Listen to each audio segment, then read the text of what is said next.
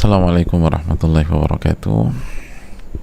Bismillahirrahmanirrahim. Alhamdulillahirabbil alamin wa bihi nasta'in ala umuri dunya wa din, wassalatu wassalamu ala asyrafil anbiya'i wal mursalin wa ala alihi wa sahbihi wa man sara ala nahjihi bi ihsanin ila yaumidin wa ba'd.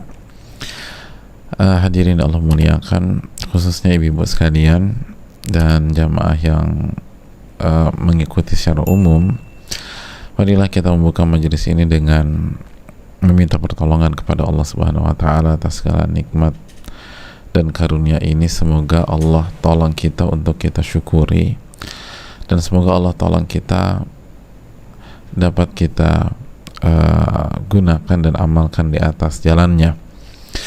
Karena mengamalkan ilmu, memahami ilmu dan mengejawantahkan ilmu itu butuh taufik dan hidayah dari Allah Subhanahu wa taala, butuh pertolongan. Maka mintalah pertolongan kepada Allah Subhanahu wa taala. Selanjutnya, jangan lupa bersyukur kepada Allah atas segala nikmat dan karunia Allah berikan dan Allah limpahkan kepada kita. Agar Allah tambah nikmat kita butuh sebuah formula yang bernama syukur. Karena Allah berfirman, la in syakartum la azidannakum. Jika kalian bersyukur, aku akan tambah nikmat tersebut. Sebagaimana, marilah kita memperkuat syahadatain kita bahwa tidak ada ilah yang berhak diibadahi kecuali Allah, dan Nabi Muhammad sallallahu alaihi wasallam adalah hamba dan utusan Allah. Maka marilah kita bersalawat dan mengucapkan salam kepada Nabi kita, junjungan kita, Rasulullah sallallahu alaihi wasallam. Hadirin Allah muliakan, khususnya ibu-ibu sekalian, alhamdulillah kita bersua kembali di kajian muslimah, kajian wanita. Dan pada kesempatan kali ini kita akan bersama dengan sebuah nasihat dari Nabi kita SAW kepada ibu-ibu sekalian, kepada wanita. Nasihat ini simple, sederhana, tapi akan merubah kehidupan kita, akan membuat kita semakin baik dan semakin soleha lagi kalau kita bisa amalkan wasiat ini. Dari Abu Hurairah, beliau menyampaikan bahwa Rasulullah sallallahu alaihi wasallam bersabda, ya nisa al-muslimat, wahai wanita muslimah. Lihat, Nabi memanggil para wanita muslimah.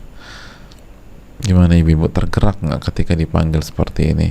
Ya nisa al-muslimat, wahai wanita muslimah, la tahqiranna jaratun li jaratiha. Janganlah salah satu orang, atau janganlah salah seorang dari kalian meremehkan tetangganya,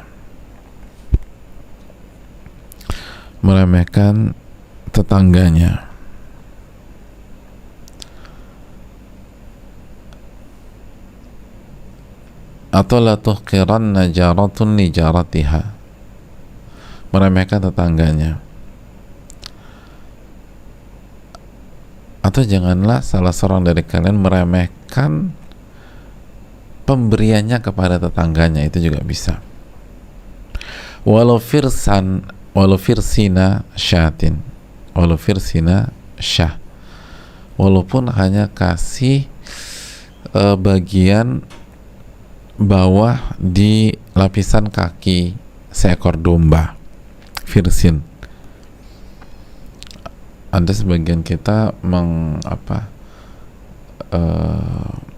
menerjemahkan kikil, tapi intinya firsin itu bagian lapisan bawah dari kaki seekor kambing atau domba. Itu hal yang penting untuk kita camkan. Jadi sekali lagi kita ulang,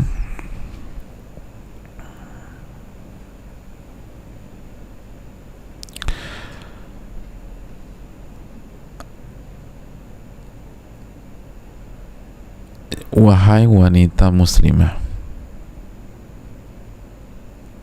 wahai wanita muslimah,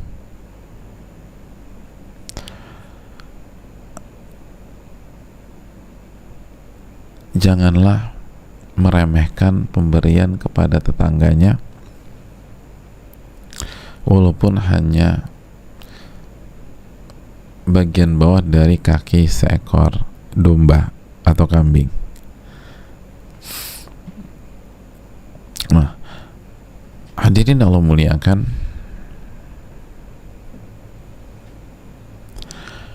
simpel kan, sederhana,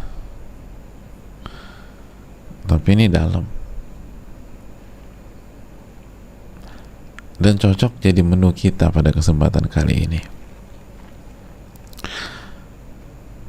Ada pelajaran-pelajaran kehidupan yang hendaknya kita renungkan. Pelajaran yang pertama, jamaah sekalian, yang bisa kita petik dari hadis ini, bahwa hadis ini memberikan pelajaran kepada seorang muslimah untuk tidak pernah meremehkan perbuatan baik walaupun sederhana.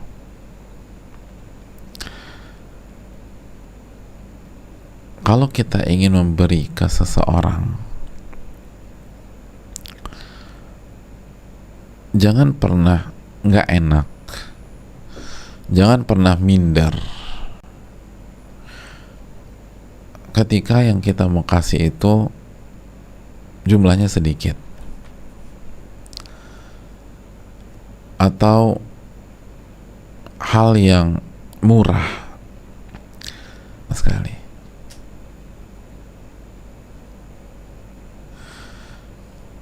Seringkali jamaah sekalian kita suka meremehkan, tapi nanti itu poin kita akan bahas. Yang poin ini dulu, bahwa jangan pernah meremehkan walaupun sedikit. Apa yang kita punya kasih kalau kita ingin memberi. Kita cuman punya air, kasih air. Kita hanya punya satu aram-aram, nggak enak, kasih satu aram-aram. Kita hanya punya sebutir kurma, tinggal satu butir lagi nih di tempat kajian, kasih sebelah kita walaupun cuma sebutir. Masih ingat hadis kemarin, hadis tentang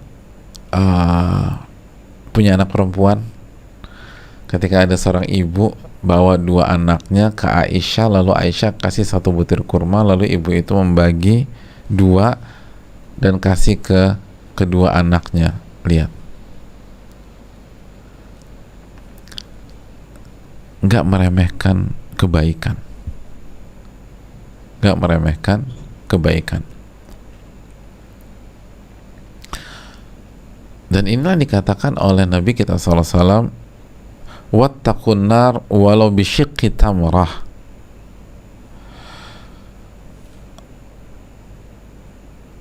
Jagalah diri Anda dari api neraka walaupun dengan setengah butir korma.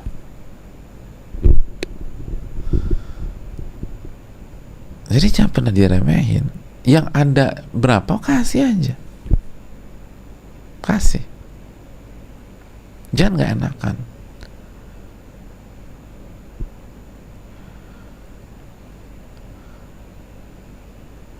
Atau ada datang tamu,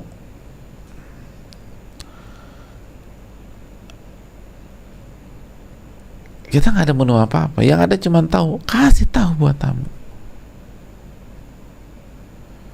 Kasih tahu apa Pak Ustadz? Bukan kasih tahu, kasih tahunya. Nah itu, yang adanya tempe, kasih tempe.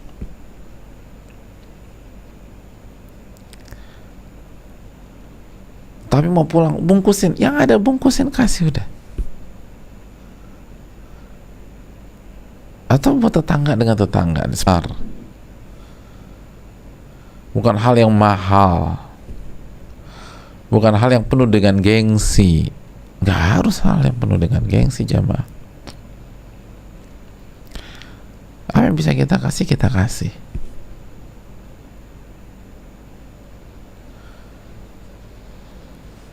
Itu hal yang perlu kita camkan.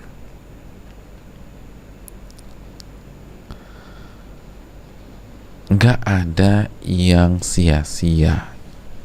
Itu catat baik-baik. Tidak ada yang sia-sia di sisi Allah. Hujan ya jemaah. Allahumma shayyiban nafi'ah. Semoga Allah memberikan hujan yang bermanfaat. Masih ingat ayat yang sering kali kita baca dalam salat kita, faman ya'mal mithqala dzarratin khairan yarah. Barang siapa yang beramal walaupun sekecil partikel yang paling kecil, maka ia akan melihat balasannya. Ia akan melihat balasannya. Ia akan melihat ganjarannya. Ia akan melihat buah yang manis di dunia maupun di akhirat.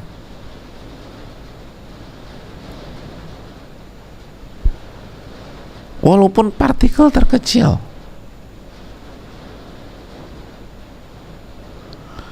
Makanya kan juga Nabi SAW mengatakan jangan pernah meremehkan kebaikan. Walaupun, kata Nabi SAW, walaupun hanya sebatas bertemu dengan saudara kita biwajhin taliq, dengan wajah yang berseri. Jadi kalau kita nih nggak bisa kasih apa-apa buat teman kita, nggak bisa kasih apa-apa untuk sahabat kita, nggak bisa kasih apa-apa untuk suami kita. Aduh, aku tuh pengen banget kasih hadiah buat suamiku, tapi aku nggak kerja, selama ini dinafkahkan dan seterusnya. Terus aku bisanya apa? Kamu bisa senyum nggak? Senyum. Iya senyum. Ya bisa lah. Ya udah senyumin aja tuh.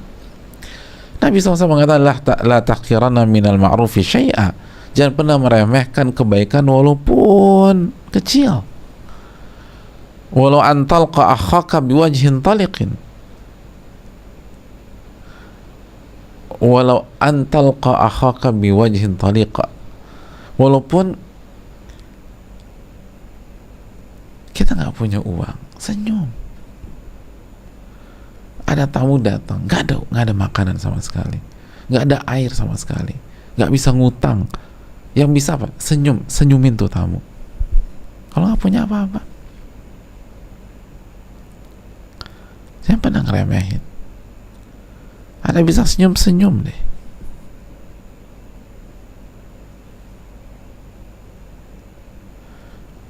Jangan pernah meremehkan.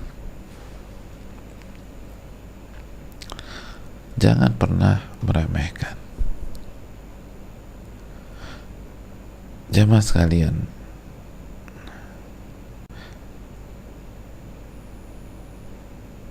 kasih yang bisa kita kasih dan gak usah maksa gitu loh. Karena sebagian wanita, sebagian ibu-ibu nggak enakan, akhirnya maksa demi menjamu tamu. Misalnya menjamu tamu tuh bagus, man kana yu'minu billahi wal yawmil akhir fal yukrim jarah atau fal yukrim dhaifahu. Barang siapa yang beriman kepada Allah dan hari akhir, hendaknya dia muliakan tamunya, atau hendaklah dia muliakan tetangganya. Tapi nggak harus melampaui batas. Apa yang bisa kita kasih, kita kasih. Jangan pernah ngeremehin ibu-ibu sekalian. Jangan pernah meremehkan. Apa yang kita bisa kasih, walaupun kecil, walaupun sederhana, walaupun kesannya nggak ada apa-apa, nggak ada harganya, kita bisa kasih itu, kita kasih.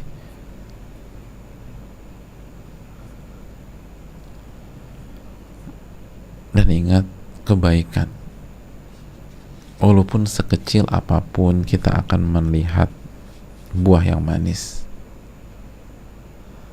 Kita akan melihat buah yang manis.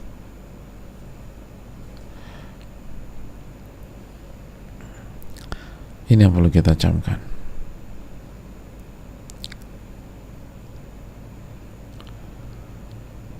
Pelajaran yang berikutnya,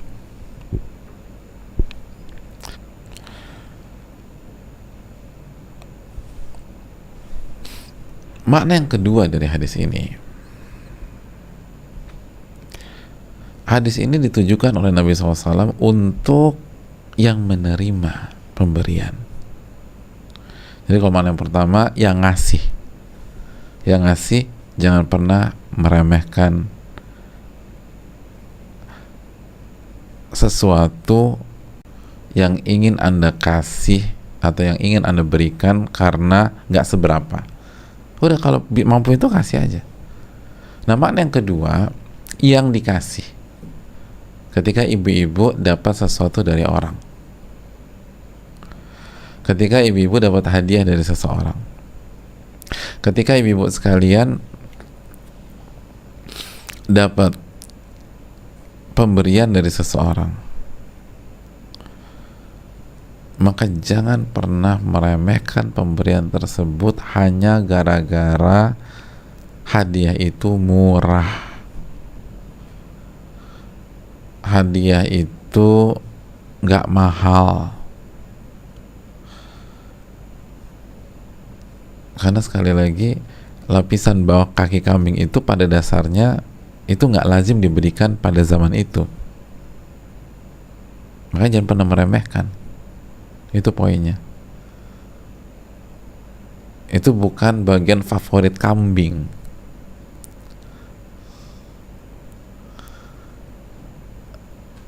Bukan daging yang mantepnya gitu loh.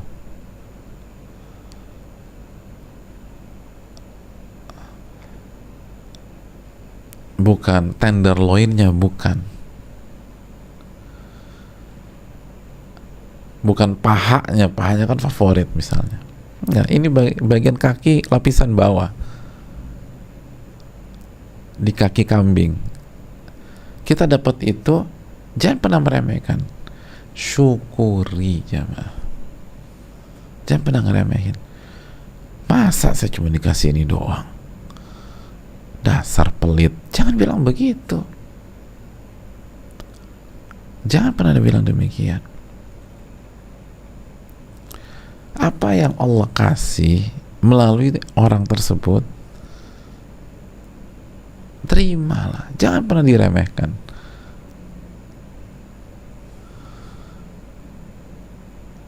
Jangan pernah ngomentarin, emang gak bisa muliain tetangga tuh orang. Loh, kita nggak tahu kondisi orang, ibu-ibu.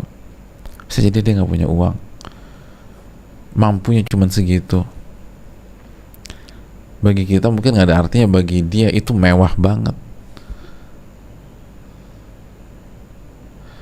Bagi kita mungkin itu makanan bahasa tajam, itu makanan, mungkin itu makanan buat asisten rumah tangga kita. Tapi bagi dia itu makanan mewah sehari-hari. Artinya bagi standar keseharian dia itu mewah banget. Bagi kita mungkin enggak, kita nggak makan itu.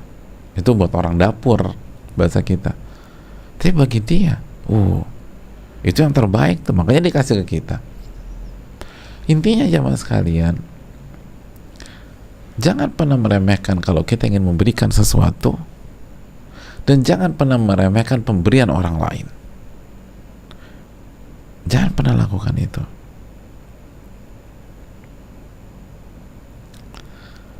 Jangan pernah lakukan itu.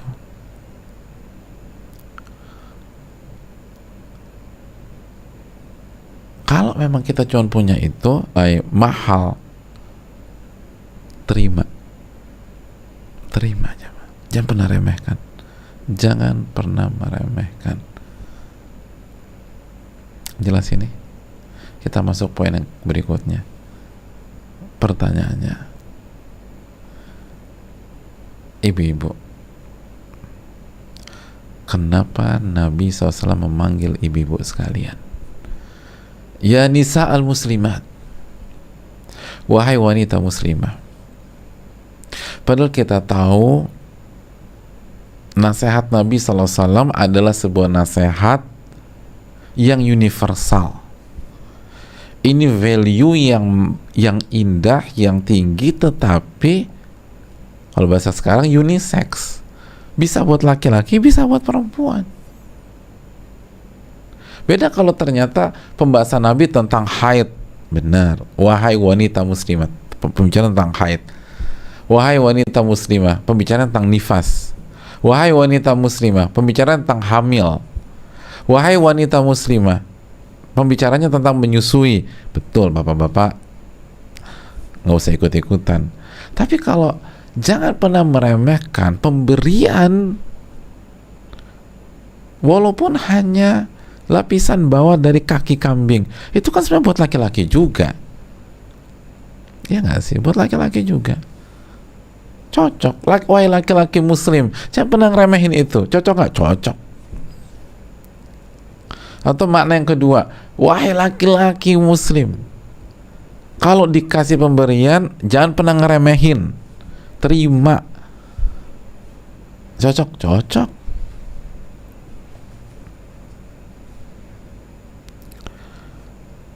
Hadirin Allah muliakan,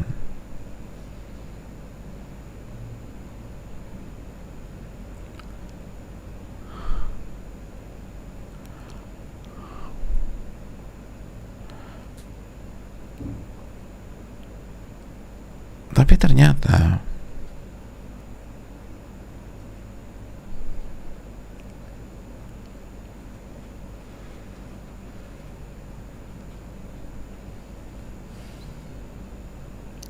Nabi mengkhususkan untuk seorang atau untuk wanita muslimah, ya nisa al-muslimah. Kenapa demikian? Sebagian para ulama mengatakan intinya karena wanita sering terjatuh dalam masalah ini.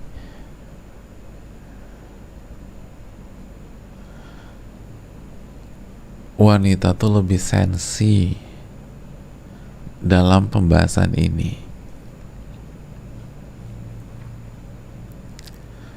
Laki-laki itu cenderung nerima, cuek, nggak terlalu ribet ketika dikasih sesuatu yang kecil atau rendah atau bernilai sedikit, tapi tidak bagi banyak wanita, kecuali yang dirahmati oleh Allah. Gak semua tentu saja. Dan saya yakin ibu-ibu yang mendengar ini itu punya sifat dan akhlak yang mulia. Tapi sebagian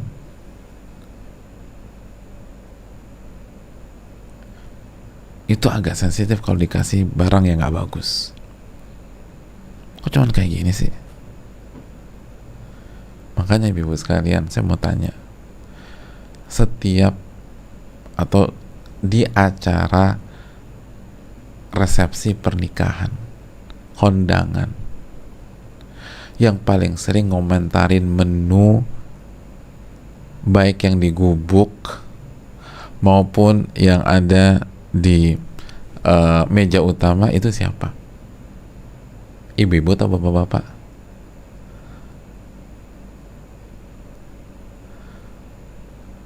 Kok kubuk kambing gulingnya sedikit banget sih?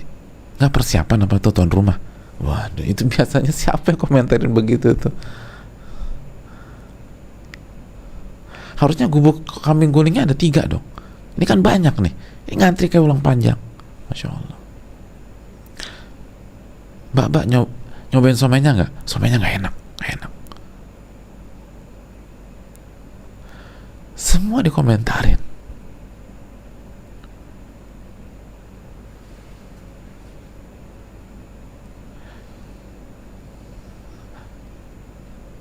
Tadi sempat nyicipin gurame asam manisnya, kayak agak basi gitu ya. Jadi komentar.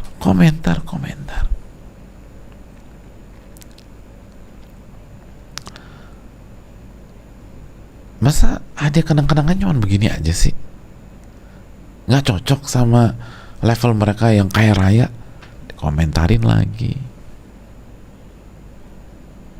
Padahal udah gratisan, kecuali kalau disuruh bayar. Ini gratis, udah terima deh. Komentarin lagi.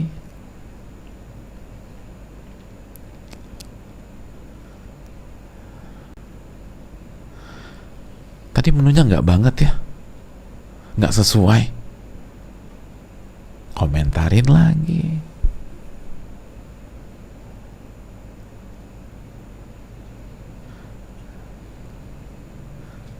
Hadirin Allah muliakan. Wahai wanita muslimah, wahai wanita muslimah,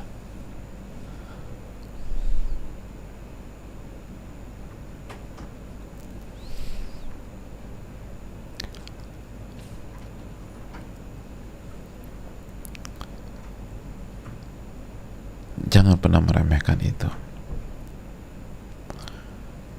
Jangan pernah meremehkan hal tersebut.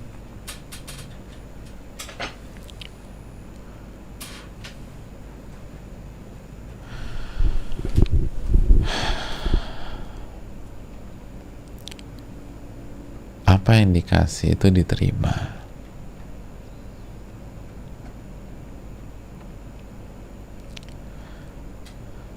Makanya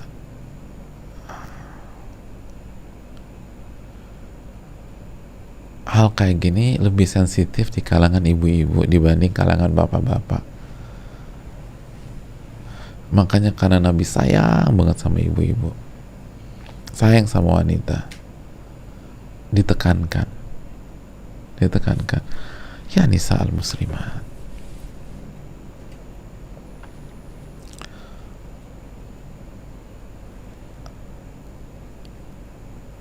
ditekankan.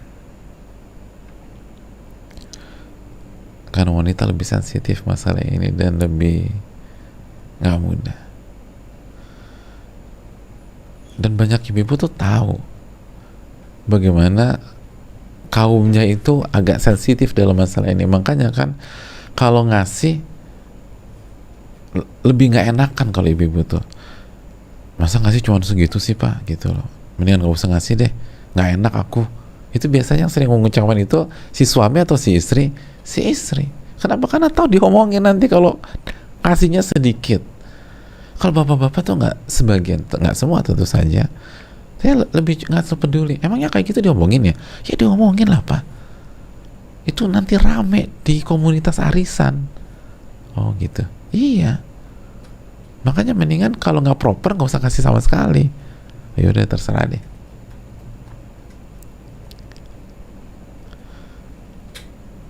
Tapi bukannya kalau nggak kasih sama sekali diomongin juga? Iya sih diomongin juga. Jadi udah serba salah deh. Oleh karena itu hadirin yang Allah muliakan, jangan pernah meremehkan, baik yang mau ngasih maupun dikasih. Itu jamaah. Dan ini hal yang perlu kita camkan. Pelajaran yang berikutnya, hadirin yang Allah muliakan, hadis ini menjelaskan secara tersirat bahwa meremehkan kebaikan itu bukan sifat seorang muslimah. Meremehkan kebaikan itu bukan sifat seorang muslimah.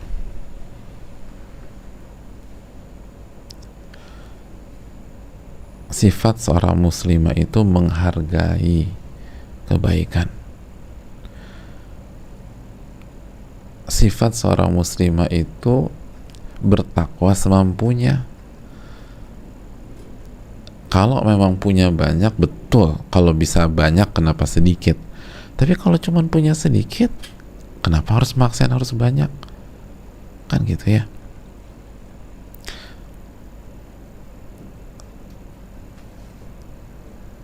Sumbangan misalnya, dan ketahuan gitu, Pak jangan kasih segitulah Pak, nanti muka ibu mau taruh di mana? Tuh kan, Bu kita cuma mampu segini Bu, ya tambahin lah Pak, nggak enak nih mama nih. Akhirnya ditambahin, maksa ngutang sana ngutang sini. Ya kalau memang mampunya 20.000 aja, walaupun yang lain 500.000 misalnya, udah kasih 20.000. Tapi nanti diomongin Pak Ustadz, ibu-ibu sekalian, kita itu beramal untuk cari ridho Allah, bukan cari ridho manusia. Oleh karena itu hadirin Allah muliakan,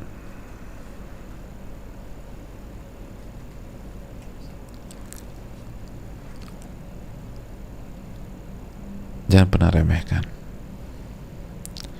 Dan kalau kita dikasih, jangan pernah remehkan. Itu bukan akhlak seorang muslimah. Itu bukan akhlak seorang muslimah. Pelajaran yang berikutnya, ibu-ibu sekalian, ibu-ibu yang Allah muliakan, hadis ini memberikan pelajaran kepada kita bahwa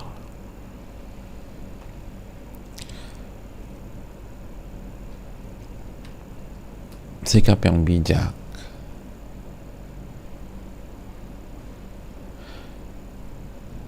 apabila kita dikasih adalah bersyukur, bukan meremehkan, bersyukur. Allah Subhanahu wa taala berfirman di ayat yang sering kali kita dengar, la in syakartum la azidannakum, jika kalian bersyukur aku akan tambah, wala in kafartum inna adzabi lasyadid, dan kalau kalian kufur nikmat, azabku itu sangat pedih. Jadi meremehkan pemberian orang karena sedikit, karena nggak bergengsi, karena menurut kita nggak proper, karena menurut kita di bawah standar dia, itu hanya buat masalah baru. Karena Allah berfirman, kalau kalian tidak bersyukur, kufur nikmat, inna adzabi lasyadid, azabku sangat pedih. Jadi jangan sampai cuman gara-gara satu gorengan kita kena azab dari Allah. Jangan sampai cuman gara-gara setengah bubur ayam kita kena masalah, diazab sama Allah.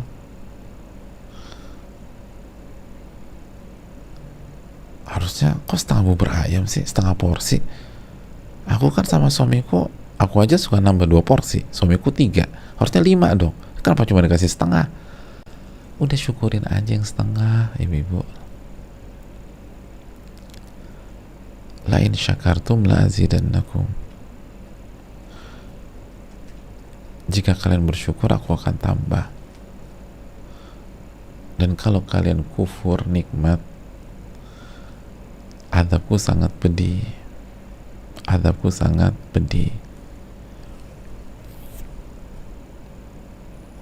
Tapi memang gitu sih ibu sekalian, bahwa mayoritas orang tuh nggak bersyukur. Makanya Allah berfirman dalam surat Saba ayat 13, wa qalilun min ibadiyasy syakur,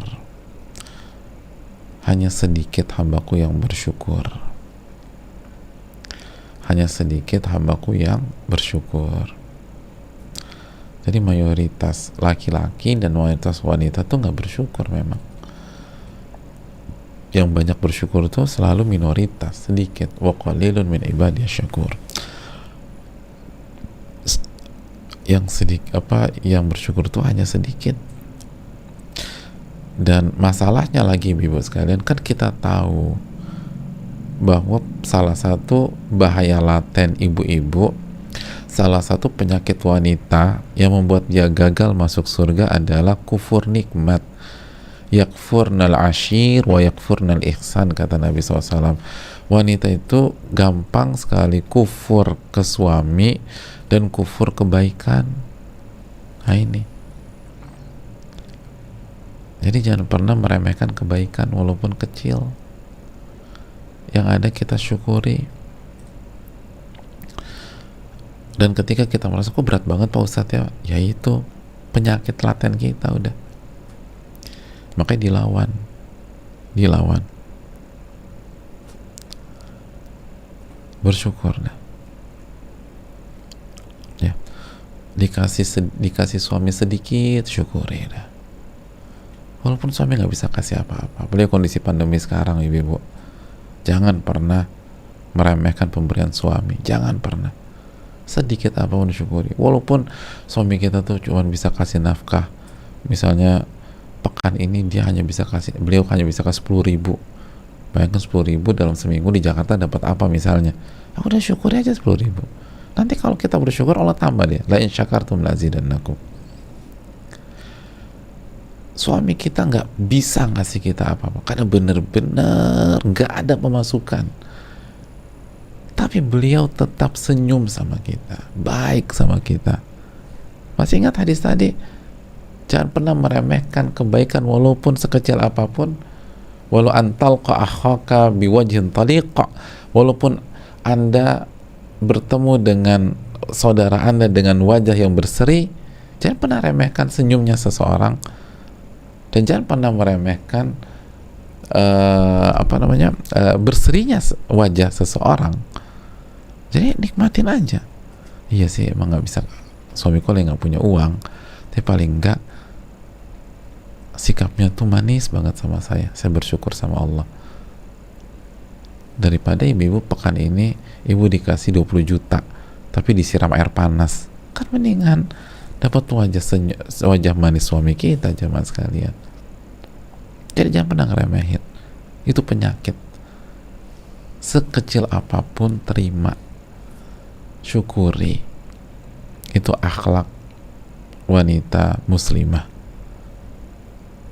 Jangan pernah remehin. Ingat, jangan pernah ngeremehin kalau ngasih, dan jangan pernah meremehkan kalau kita menerima sesuatu. Dan ibu sekalian, kalau kita tidak bisa merespon baik orang yang kasih sesuatu kepada kita karena kita anggap yang dia kasih itu nggak bernilai, nggak ada artinya, atau sangat murah, sangat kecil dan sedikit, lalu bagaimana kita bisa bersikap bijak menghadapi orang yang menzolimi kita, menghadapi orang yang menyakiti kita, menghadapi orang yang nggak baik sama kita? Kalau kita nggak bisa merespon positif orang yang berbuat baik sama kita, walaupun mungkin dengan hal-hal kecil. Jadi ibu sekalian, kita ini untuk jadi wanita solehah, untuk jadi wanita muslimah, untuk jadi orang-orang bertakwa, apa kata Allah Subhanahu wa Ta'ala? Allah Subhanahu wa Ta'ala misalnya contoh menyatakan dalam surat Fussilat, idfa billati hiya ahsan, balaslah yang buruk dengan yang baik. Fussilat ayat 34. Idfa billati hiya ahsan, balaslah yang buruk dengan yang baik. Itu perintah dari Allah. Itu ahli surga itu demikian. Makanya kan kata Allah Subhanahu wa Ta'ala, idfa billati hiya ahsan fa idzal ladzi bainaka wa bainahu adawatun ka'annahu waliyyun hamim. Itu Fussilat 34. Lalu Fussilat 35-nya apa? Wa may yulaqaha illa alladzina sabaru wa may yulaqaha illa dzu hadzin 'adzim. Tidak ada yang bisa melakukan hal itu kecuali orang-orang yang sabar. Jadi nggak ada yang bisa membalas yang buruk dengan yang baik kecuali orang-orang sabar. Wa may yulaqaha illa dzu hadzin 'adzim. Dan tidak ada yang bisa melakukan hal itu kecuali calon penghuni surga. Jadi kalau ibu-ibu ingin masuk surga, maka ibu-ibu harus punya mental membalas yang buruk dengan yang baik. Sekali lagi, kalau ibu-ibu ingin masuk surga, ibu-ibu harus punya mental mampu membalas keburukan, membalas kezoliman, membalas ucapan yang gak bagus dengan sikap yang baik. Nah, bagaimana kita punya mental ini jika respon kita terhadap orang yang ngasih ke kita adalah kita remehkan dia, karena bagi kita anggap ini kecil, ini remeh, dan ini nggak seberapa. Ya kalau yang ngasih aja kita remehin, apalagi yang ngumpat gitu loh. Nah kalau udah begitu, gimana kita mau masuk surga, jamaah? Itu yang perlu kita camkan ya. Jelas ini hadirin, dan ingat ini PR-nya wanita, suka lupa bersyukur, suka lupa bersyukur. Apa yang diberikan oleh apa yang diberikan oleh seseorang ke kita, kita syukuri, kita syukuri, dan berpikir macam-macam. Udah syukuri aja, udah lepasin. Kadang-kadang justru orang ngasih sesuatu ke kita, kita kita buruk sangka, kenapa dia ngasih gini ya, maksudnya apa nih, jangan ngeremehin gua nih. Loh, ini orang ngasih,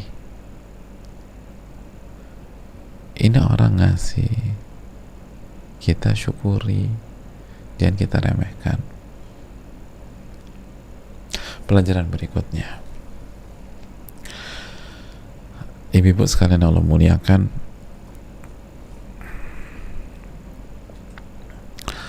pelajaran yang berikutnya, wanita muslimah itu, ibu-ibu, mengetahui bahwa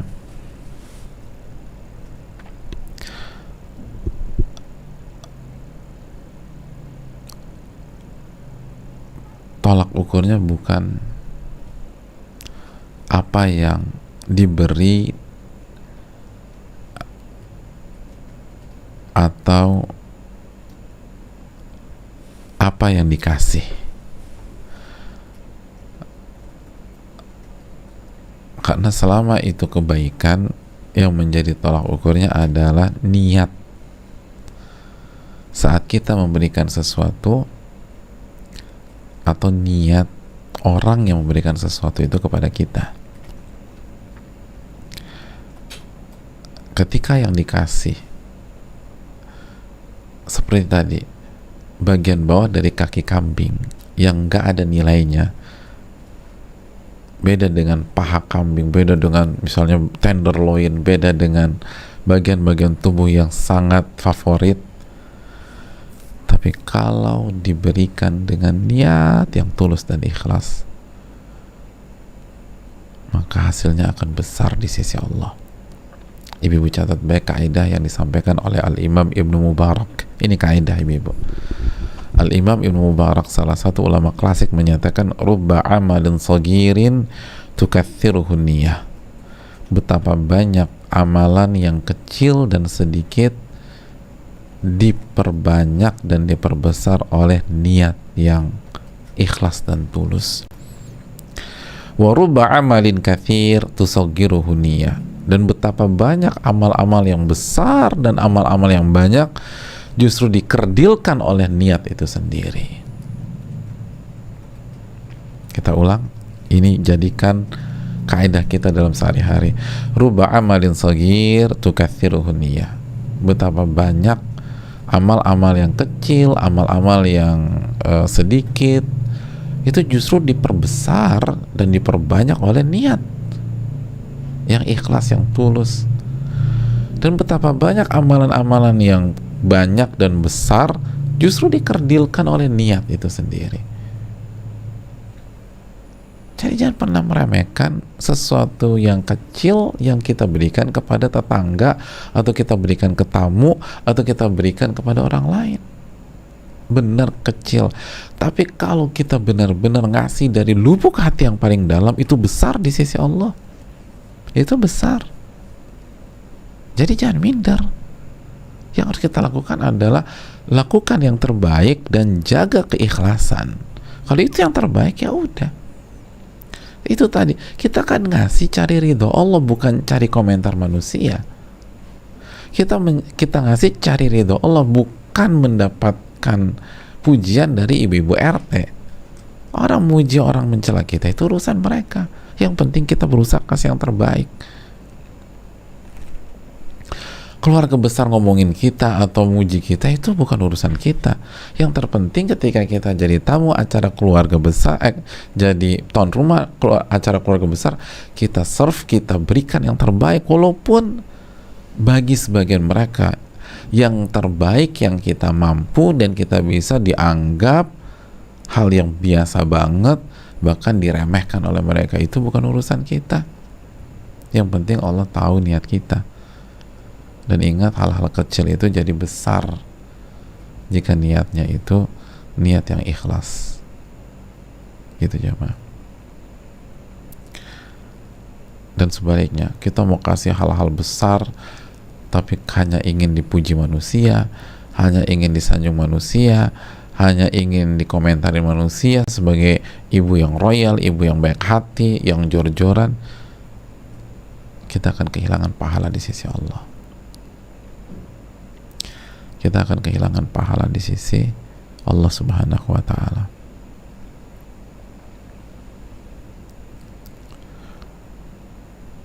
Ini ujian keikhlasan. Dan begitu juga jamaah.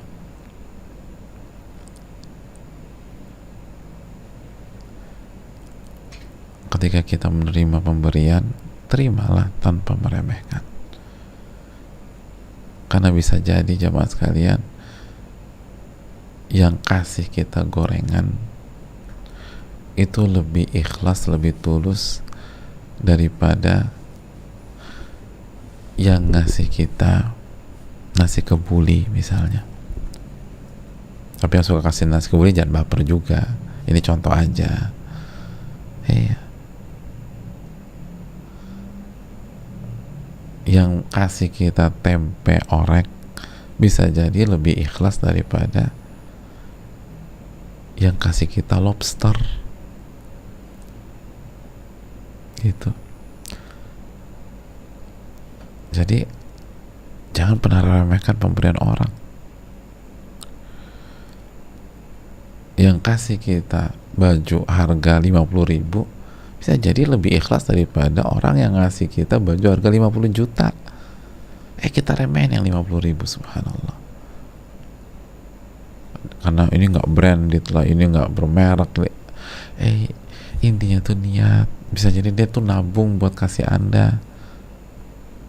Itu yang ngasih Anda baju 300.000, itu dia tabung 3 bulan buat ngasih Anda.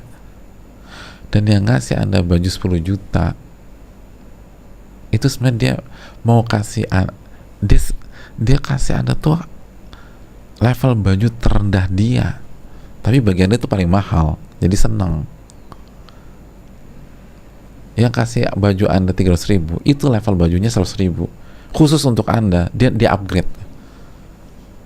Tapi yang ngasih baju 10 juta level baju dia 50 juta, tapi Anda cuma dikasih 10 juta.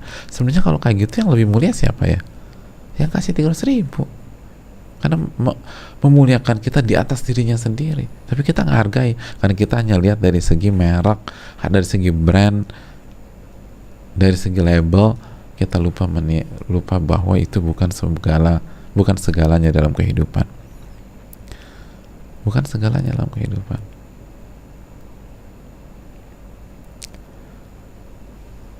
Gitu jemaah sekalian.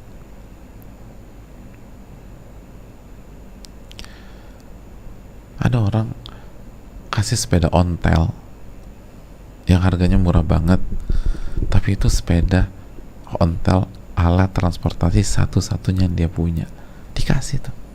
Ada kejadian gitu. Itu luar biasa. Di sisi yang lain ada orang kasih mobil misalnya Innova, keren nggak? Keren. Sama sepeda ontel mahalan mana? Ya Innova. Tapi standar yang ngasih Innova itu Alphard.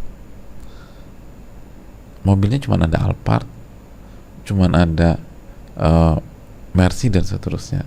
Sama temennya dia kasih Innova, dibawain dia. Dia nggak pernah naik Innova, dia naik Alphard terus. Tapi buat sahabatnya kasih Innova. Jadi di bawah standar dia. Yang ini Dia hanya punya satu sepeda ontel, dikasih sahabatnya. Menurut jamaah, menurut ibu-ibu, yang lebih hebat yang ngasih sepeda ontel atau yang kasih Innova? Gitu aja udah deh. Yang kasih sepeda ontel lebih hebat. Dia kasih yang dia punya buat sahabatnya. Ada pun yang ini kesannya keren kasih Innova, tapi sahabatnya dikasih downgrade dia. Dikasih downgrade. Kita kan nggak mikir ke arah sana. Jadi yang pernah meremehkan kebaikan walaupun sekecil, bisa jadi itu orang ikhlasnya minta ampun.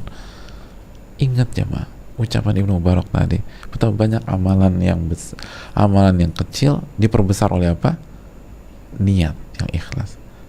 Dan amalan yang besar dikerdilkan oleh niat. Itu poin. Dan yang terakhir, hadirin Allah muliakan, apapun yang sekecil apapun yang kita dapatkan, itu adalah rizki Allah yang Allah berikan kepada kita. Jadi jangan pernah kita remehkan. Makanya Nabi katakan, ya wahai wanita muslimah, wanita yang beriman, mengingatkan kepada kita bahwa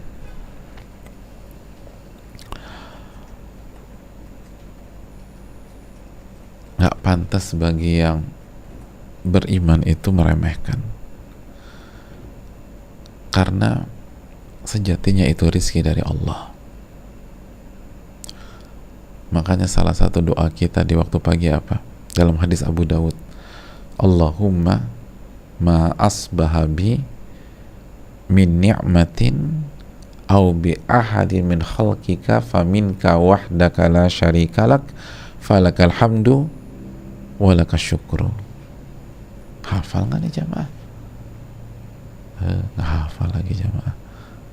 Baca, Allahumma, ya Allah, ma asbaha bimin ni'matin, apapun yang aku dapatkan di waktu pagi ini atau di hari ini, baik nikmat langsung maupun melalui makhlukmu, melalui salah satu makhlukmu, faminka wahdaka la syarikalak, maka itu sejatinya berasal darimu ya Allah, la syarikalak, tanpa ada sekutu bagimu.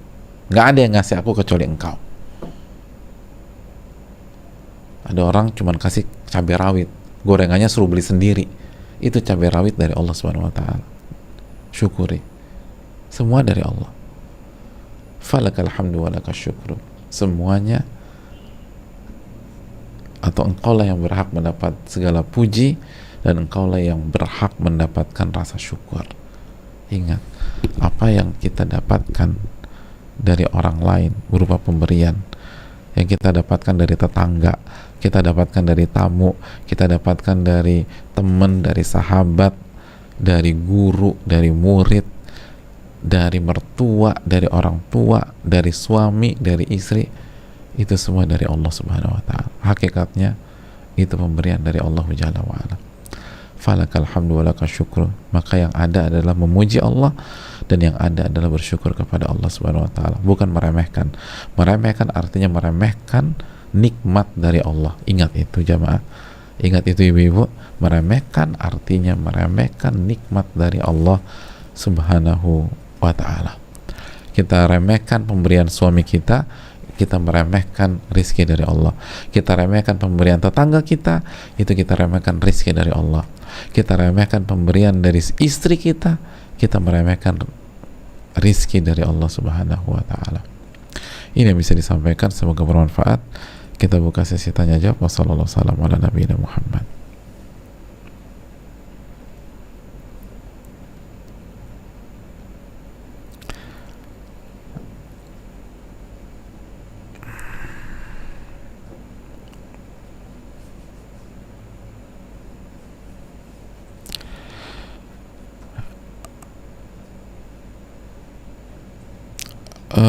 Assalamualaikum warahmatullahi wabarakatuh. Waalaikumsalam warahmatullahi wabarakatuh. Semoga Ustadz, keluarga dan tim selalu dijaga dalam perlindungan Allah, amin ya rabbal alamin. Semoga begitu juga bagi yang bertanya. Ustadz, apakah termasuk meremehkan jika keadaannya seperti ini? Ada yang menzalimi hak-hak kita, di mana orang tersebut selalu dengki dan hasad. Dan beliau pun Allah kasih dunia lebih banyak daripada saya, Ustadz. Dan beliau selalu ingin tampil lebih wah daripada saya. Secara manusiawi, kadang saya suka merasa sedih di saat saya mendapatkan sesuatu berupa materi yang bagi beliau itu harusnya biasa saja. Kalau buat saya, tentu saja berharga meskipun nilainya jauh dari yang beliau punya. Kadang untuk menghibur hati saya suka merasa beruntung diberikan hidayah, bisa menuntut ilmu syar'i daripada saya dikasih harta, tapi tidak diberikan hidayah menuntut ilmu syar'i. Apakah perasaan itu merupakan rasa syukur saya, atau saya meremehkan orang yang hasad ke saya, ya Ustadz? Mohon penjelasannya. Kadang suka takut jadi riya dan merasa diri ini so alim, tapi di satu sisi saya merasa ini hanya menghibur diri dari kezaliman orang tersebut. Jazakallahu khairan. Hadirin, hidayah dan mendapatkan hidayah dan mendapatkan nikmat ilmu itu bukan sekedar menghibur diri, karena itu kenikmatan terindah.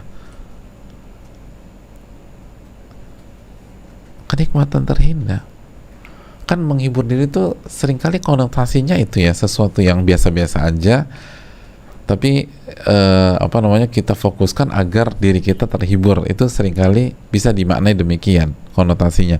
Enggak, hidayah itu yang paling mahal. Artinya kalau kita benar-benar mensyukuri hidayah, kita nggak perlu ribet-ribet untuk menghibur diri seperti itu. Hadirin yang Allah muliakan, orang yang hasad itu nggak bahagia. Ulama mengatakan tidak ada orang zolim yang kondisinya mirip dengan korban kezolimannya kecuali orang hasad, karena orang hasad itu menderita sebelum orang yang dihasatinya. Itu kata para ulama. Orang yang hasad itu menderita hidupnya sebelum ia mengganggu orang yang dia hasati. Dia udah menderita duluan. Oleh karena itu, hadirin Allah muliakan, jangan gunakan hal tersebut.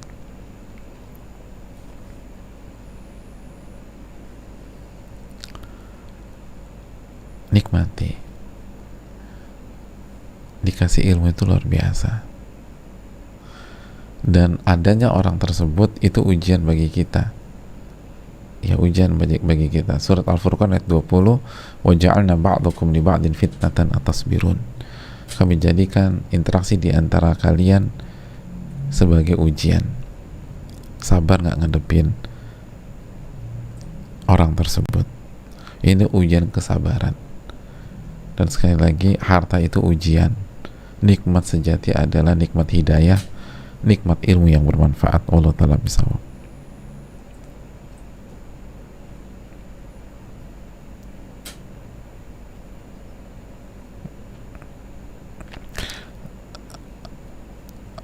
Ada salah satu tetangga kami, sebut saja A, mempengaruhi tetangga yang lain. Sebelum saya bacakan, saya kasih masukan ibu-ibu sekalian. Salah satu sunnah Nabi itu kalau mau bertanya ucapkan salam. Kata Nabi SAW, assalam qabla su'al, salam sebelum bertanya. Gitu. Dalam riwayat, barang siapa yang bertanya tanpa salam, jangan dijawab pertanyaannya. Itu kata Nabi SAW. Apa maksudnya? Itu penekanan. Boleh dijawab, tapi itu penekanan. Dan itu adab bertanya. Dan yang kedua, setelah salam kita doakan, gitu loh. Jadi kita mau tanya ke Ustadz A nih, Ustadz B, doakan. Karena itu adab. Hal jazaul ihsan ilal ihsan, balasan kebaikan kan kebaikan. Ustadz kita itu nggak mengharapkan balasan, tapi ini adab.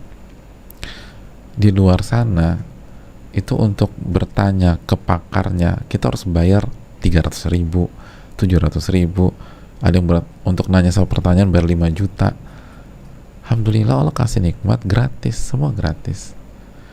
Nah, gimana kita balas? Doakan gitu loh, doakan tuh penting biar pertanyaan kita berkah. Bahkan kita harus berpikir gimana cara balas kebaikan ya. Kita misalnya nanya sama seorang ustadz, dia kasih jawaban, itu kan kata Nabi, man sona ilaikum ma'rufan fakafi'uh, barang siapa memberikan kebaikan kepada anda, balaslah kebaikan tersebut. Nah, ini hal yang perlu kita camkan. Tapi nggak apa-apa, mungkin penanya belum tahu adabnya, padahal beliau berusaha baik, dan itulah proses belajar. Jadi untuk next, ya kita bacakan pertanyaannya. Ada salah satu tetangga kami, sebut saja A, mempengaruhi tetangga-tetangga yang lain untuk membenci kami.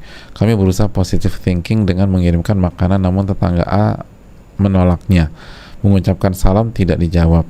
Bahkan setiap ketemu melengos dan nyinyir di WA group, dan mengkoordinir untuk iuran mengumpulkan dana pembelian tanaman untuk di taman di sepanjang pagar kami. Karena kami nggak tahu niatnya, kami ikutan juga iuran.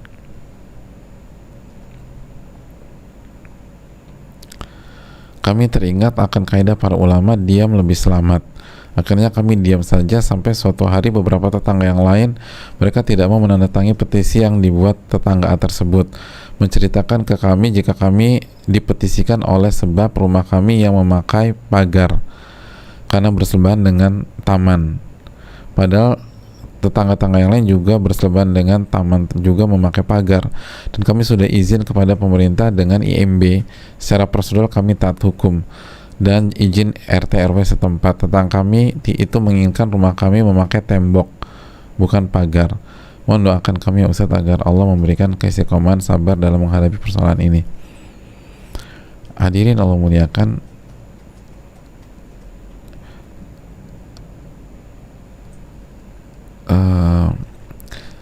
semoga penanya diberikan kesabaran. Dan yang berikutnya, ingat firman Allah Subhanahu wa taala dalam surat Khudhil afwa wa'mur bil urfi wa'arid anil jahilin. Maafkan hadirin, lalu terus mengajak kepada kebaikan dan berpalinglah dari orang-orang bodoh. Al-A'raf ayat 199. Jadi itu prinsip orang-orang beriman, maafkan dan tetap mengajak kepada kebaikan, dan jangan merespon orang-orang yang bersikap bodoh. Jangan merespon. Lihat kan, ketika kita nggak merespon, tetangga-tetangga kita yang membela kita. Jadi nggak perlu kita respon. Nanti Allah yang membela kita melalui hamba-hambanya. Allah yang membela kita melalui hamba-hambanya. Allah ta'ala bisawab. Mungkin itu. Dan doakan semoga tetangga kita dapat hidayah. Jadi doakan tetangga kita dapat hidayah. Allah ta'ala bisawab.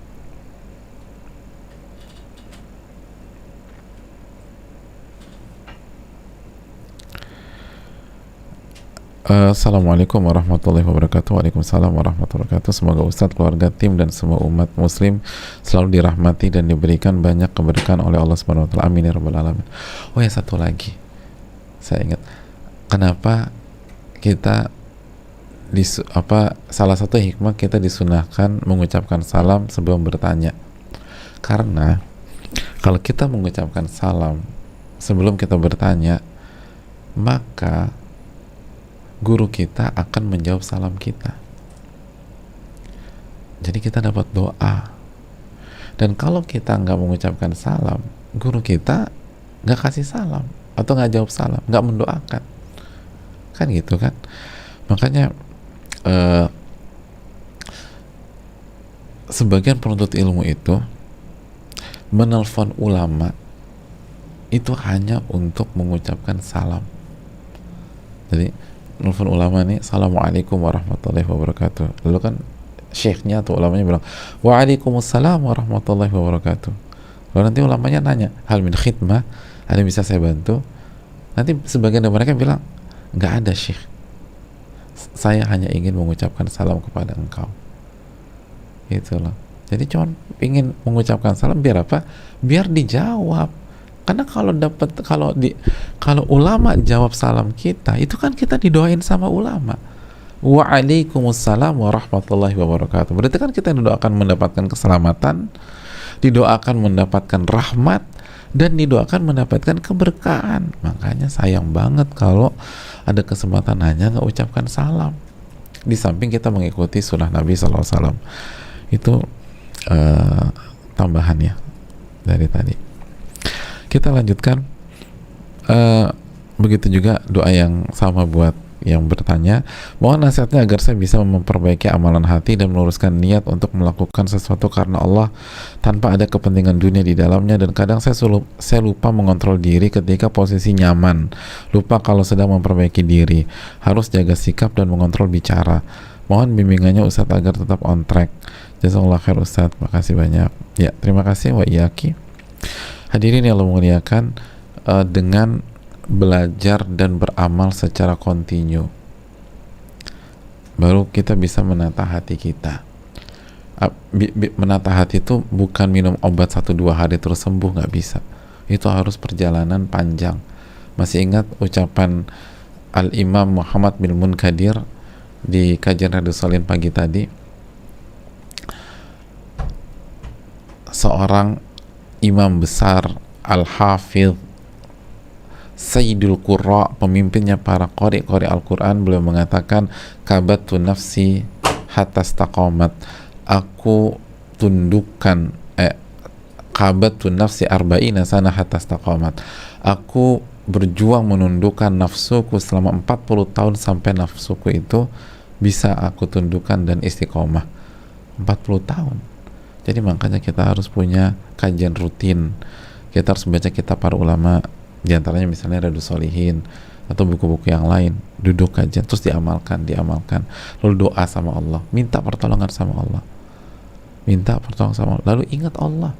Nggak ada, salah satu yang mengobati hati itu ingat sama Allah. Dzikrullahi dawa, kata para ulama. Mengingat Allah itu obat yang sangat bagus untuk penyakit hati. Selalu ingat Allah Subhanahu wa ta'ala. Wallahu ta'ala bishawab.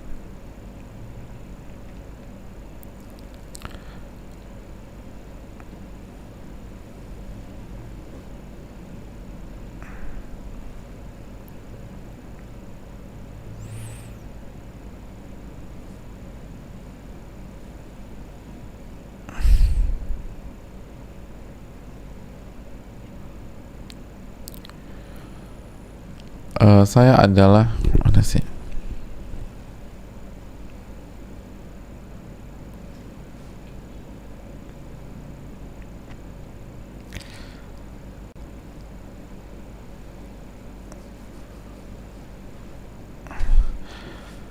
Saya adalah seorang ibu rumah tangga. Sekali lagi saya ingatkan, nggak pakai kalau bertanya menggunakan atau awalilah dengan salam sebagaimana tadi yang sudah kita jelaskan. Tapi proses nggak masalah, tinggal dicoba lagi ke depan. Kita bacakan, saya adalah seorang ibu rumah tangga yang hampir 2 tahun ini resign dari lembaga keuangan syariah, dan sebelum resign mulai mendengarkan kajian terkait riba khususnya. Dalam perjalanan mulai belajar terkait riba dan sunnah lainnya. Kadangkala saya masih terganggu dengan postingan teman-teman di media sosial yang terkesan berbahagia dan memamerkan kehidupan pekerjaan ribawinya. Dalam hati mungkin ada rasa judgment bagaimana mereka bisa santai dan bangga dalam dosa, dan banyak hasad lainnya ketika melihat teman-teman di media sosial. Saya tahu saya salah merasa diri ini lebih baik, meremehkan orang lain yang bisa jadi punya amalan lebih baik dalam hal lainnya dibanding saya, dan saya masih berjuang untuk menghilangkan perasaan itu. Ustaz, adakah saran bagi saya untuk tetap belajar agama namun tidak meremehkan teman-teman yang terkesan berbahagia di kubangan dosa? Mohon doanya Ustadz, semoga saya bisa menghilangkan rasa judgment dan hasad lainnya ketika melihat media sosial, atau haruskah saya menutup media sosial saya saja Ustadz? Nah, itu yang pertama, min husni islamil mar'i tarku ma la ya'ni. Salah satu bukti bagusnya kualitas agama seseorang meninggalkan sesuatu yang tidak bermanfaat. Kita manfaat nggak nih, gitu loh. Lebih baik kita baca Quran, lebih baik kita baca hadis Nabi SAW, Itu hal yang penting. Terus yang kedua, PR kita ini masih banyak. Fokuslah ke PR sendiri. Kata para ulama, barang siapa yang sibuk mengurus PR orang lain, dia akan dihukum dengan gagal menyelesaikan PR-nya sendiri. Na'udzubillah. Jadi barang siapa yang ngurusin, dalam tanda kutip ya, nggak jelas itu, kepoin, stalking dan seterusnya, ngurusin PR orang lain, dia akan dihukum dengan tidak selesai mengerjakan PR-nya sendiri. Allah ta'ala alam bisawab. Terus yang ketiga, doa sama Allah, perbanyak ibadah sama Allah. Ibda binafsik, mulailah dengan diri sendiri. Upaya kita memperbaiki diri sendiri itu panjang, jamaah. Lalu doakan saudara kita yang masih mengerjakan dosa di sebuah bidang. Doakan, bukan nyinyirin, doakan agar dapat hidayah, agar beristighfar, agar bertobat kepada Allah. Wallahu ta'ala bisawab.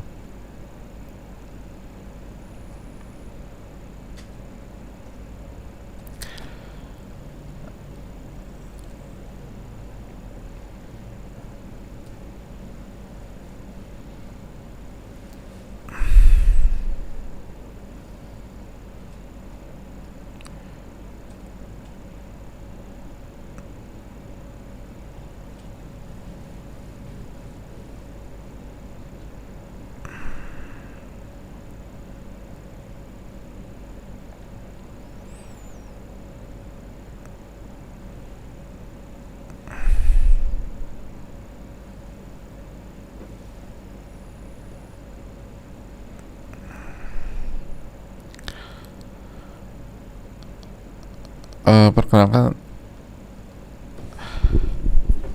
saya punya mantan adik ipar, akhwat, karena sudah minta bercerai sebelum adik kandung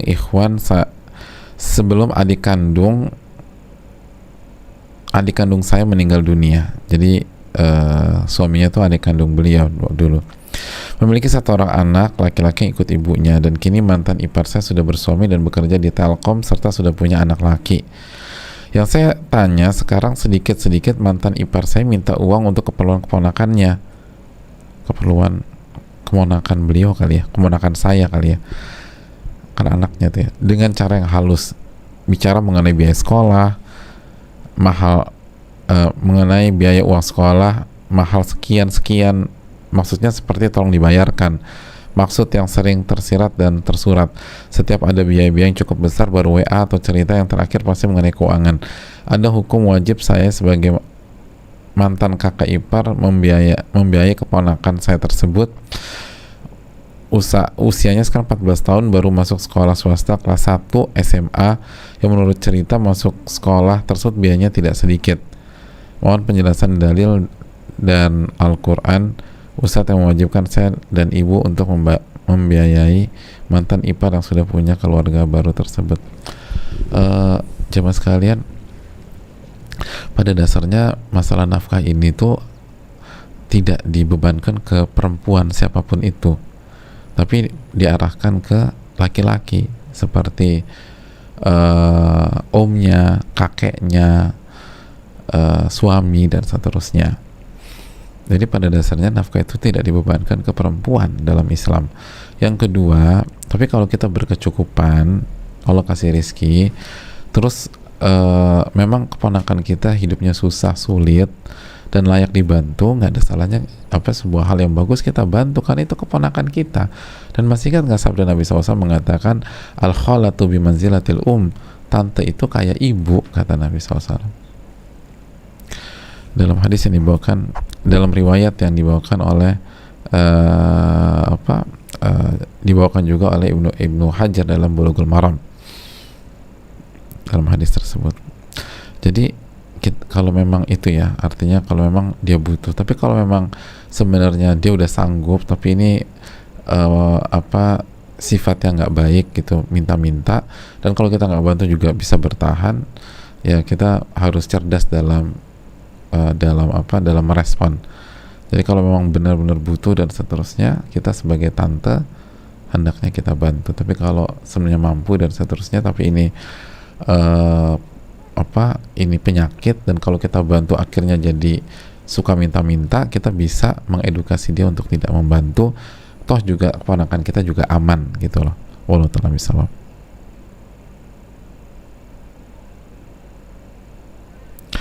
Assalamualaikum warahmatullahi wabarakatuh. Semoga Allah merahmati Ustadz dan seluruh kaum muslimin, amin ya rabbal alamin. Begitu juga yang bertanya, Ustadz, saya rutin puasa sunnah Daud, dan ketika waktu itu saya ke rumah beliau lalu disuguhkan makanan sama teman saya.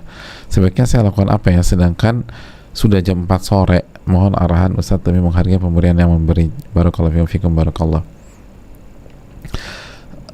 Lagi puasa ke rumah orang lalu disuguhkan makanan, dan kadang-kadang bikin gemes,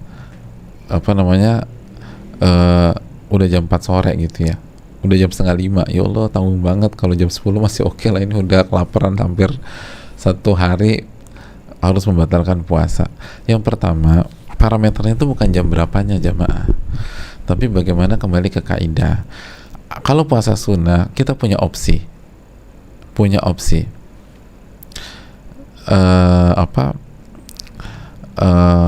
Nabi SAW bersabda, faman sya'a falyuftir wa man sya'a falyusalli au kama qala. Barang siapa yang mau batalkan, silakan batalkan terus makan. Lalu barang siapa yang tidak ingin mempertahankan puasanya, silakan pertahankan lalu doakan tuan rumah. Jadi dua-duanya boleh.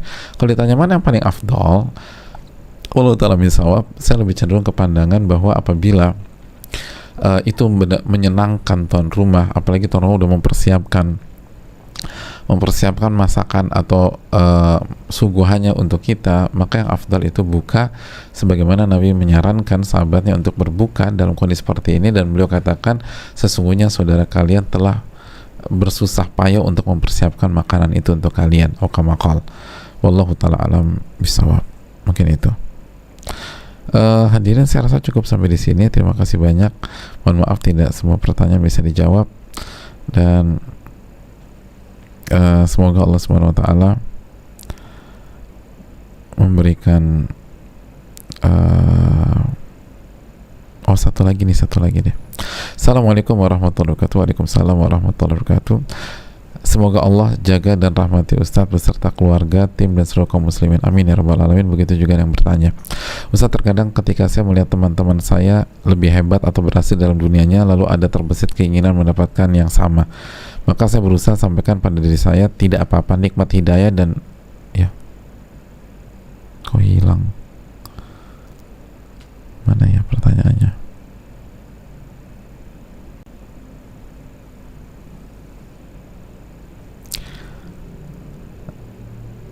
Ya hilang jamaah, terlalu ke scroll.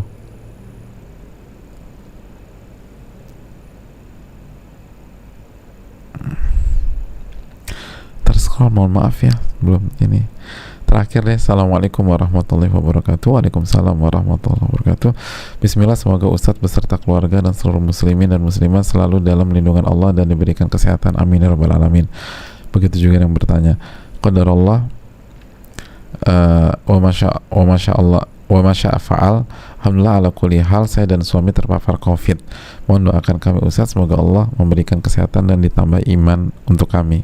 Jazakallahu khair, barakallahu fikum, barakallah. Assalamualaikum warahmatullahi wabarakatuh. Waalaikumsalam warahmatullahi wabarakatuh. Semoga kita bisa menyikapi ini dengan iman, bukan dengan pikiran semata, bukan dengan perasaan, tapi dengan iman. Bahwa kata Nabi SAW, ajaban di amril mu'min, menakjubkan perkara seorang mukmin, semua perkaranya terbaik buat dia. In asabathu sara'u syakar fakana khairan lah. Apabila dia diberikan kelapangan, kesehatan, lalu dia bersyukur, itu yang terbaik buat dia. Dan apabila dia diberikan kesulitan, rasa sakit, kemiskinan, lalu dia bersabar, maka itu yang terbaik buat dia. Maka ini adalah hal yang terbaik buat kita jika kita sikapi dengan kesabaran. Lalu yang kedua, ingatlah selalu sebagaimana sakit itu ujian, sehat pun ujian. Jadi ketika swab kita negatif itu ujian, ketika swab kita positif pun itu ujian. Dan kita nggak pernah tahu mana yang terbaik buat kita, kecuali setelah apa yang ditakdirkan oleh Allah Subhanahu wa taala. Jika Allah takdirkan itu positif, maka itu yang terbaik buat kita, dengan syarat kita bersabar menghadapi itu semua. Lalu yang berikutnya, jangan pernah lupa bahwa setiap rasa sakit yang kita rasakan atau sesak yang kita rasakan itu berbuah pengguguran dosa dan peningkatan derajat di sisi Allah Subhanahu wa taala. Maka yakinkanlah itu dalam diri kita dan segera lakukan tindakan yang sudah diarahkan, dan jangan panik, tapi berharaplah pahala dari Allah Subhanahu wa taala. Oh, ini ketemu lagi yang tadi. Makasih. Berarti yang terakhir kita ulang lagi. Assalamualaikum warahmatullahi wabarakatuh. Waalaikumsalam warahmatullahi wabarakatuh. Semoga Allah jaga dan rahmati Ustadz beserta keluarga, tim, dan seluruh kaum muslimin. Amin ya rabbal alamin. Ustadz, terkadang ketika Ana melihat teman-teman Ana lebih hebat dan berhasil dalam dunia, lalu ada terbesit keinginan mendapatkan yang sama, maka Ana berusaha sampaikan pada diri Ana, tidak apa-apa, nikmat hidayah dan bisa menuntut ilmu yang Allah berikan kepada kamu lebih baik dari dunia yang mereka dapatkan. Namun Ana khawatir, Ustadz, apakah dengan itu kemudian Ana meremehkan teman Ana yang terlihat belum hijrah, atau ada unsur meremehkan? Bagaimana caranya Ustadz agar kita tawadhu dengan kondisi tersebut dan di sana terhadap unsur meremehkan ketika Anda berpikir seperti itu? Jazakallahu khairan wa iyyakum. Jawabannya enggak, dengan catatan enggak merembet ke mereka. Jadi kita berusaha berusaha bersyukur dengan nikmat yang kita punya. Kan bukan Nabi Muhammad, Allah berfirman apa? Wa amma bi ni'mati rabbika fahaddits. Adapun nikmat Rabbmu maka ceritakan. Jadi sampaikan, ucapkan. Wa amma bi ni'mati rabbika fahaddits. Adapun nikmat Rabbmu maka ucapkan. Di akhir surat Ad-Duha. Jadi kita ucapkan ke diri kita, ini nikmat dari Allah. Ini lebih baik daripada orang yang dikasih dunia. Itu. Sehingga kita bersyukur. Adapun mereka, kita tidak meremehkan. Bisa jadi mereka lebih baik daripada kita dari satu sisi. Bisa jadi mungkin hari ini mereka belum dapat hidayah, tapi minggu depan mereka dapat hidayah dan lebih hebat daripada kita. Jadi jangan pernah meremehkan orang yang terkesan belum berhijrah atau terlihat belum berhijrah. Doakan mereka, semoga kita semua mendapatkan hidayah. Ini yang bisa disampaikan. Terima kasih banyak. Semoga Allah menerima amal ibadah kita. Semoga Allah memberikan ilmu yang bermanfaat dan menjauhi kita dari ilmu yang tidak bermanfaat. Terima kasih banyak semuanya. Subhanakallahumma wa bihamdika, la ilaha illa anta, astaghfiruka wa atubu ilaik. Assalamualaikum warahmatullahi wabarakatuh.